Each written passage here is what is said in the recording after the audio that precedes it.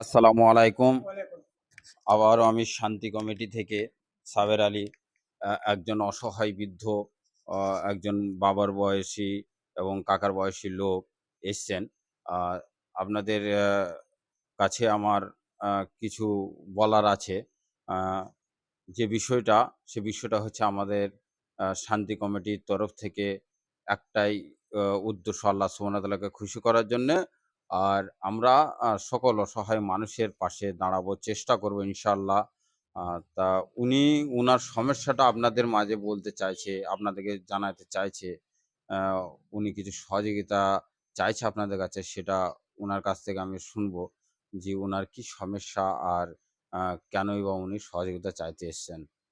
আ আপনি আপনার সমস্যাটা বলেন। আপনার কি সমস্যা হচ্ছে সেটা বলেন দর্শককে, যাতে করে আপনাকে শেয়ারের মাধ্যমে হোক, লাইকের মাধ্যমে হোক, আর কিছু সহযোগিতা স্ক্যানার দিব আমি বলেন, আপনি বলেন। আমি আপনাদেরকে বলছি, আমি ছোট করে অসুখ বলবেন। মানুষ।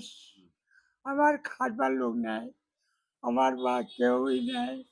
আমি একা দুমের মানুষ। আমি যতদিন খাটি ততদিন খাই।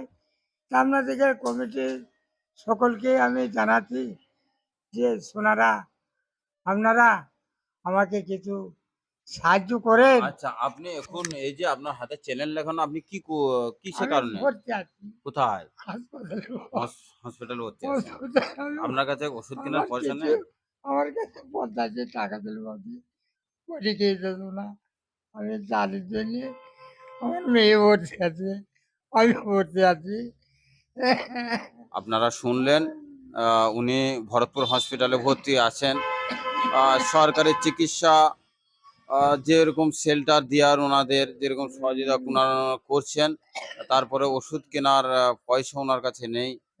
তাই আমাদের শান্তি কমিটির কাছে এসে উনি হয়তো কোনো এক ব্যক্তি বলেছেন যে হয়তো সৈয়দ বুলেটের শান্তি কমিটির অফিস আছে, তো এসছেন উনি।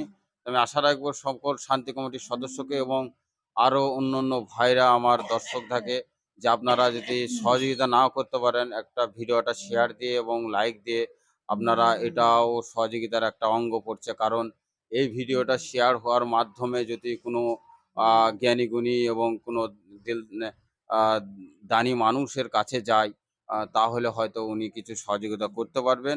এটাই আমার আশা। ইনশাআল্লাহ তাআলা আমরা সকলে চেষ্টা করব মানুষের পাশে দাঁড়ানো। আসসালামু আলাইকুম ওয়া রাহমাতুল্লাহি ওয়া বারাকাতুহু।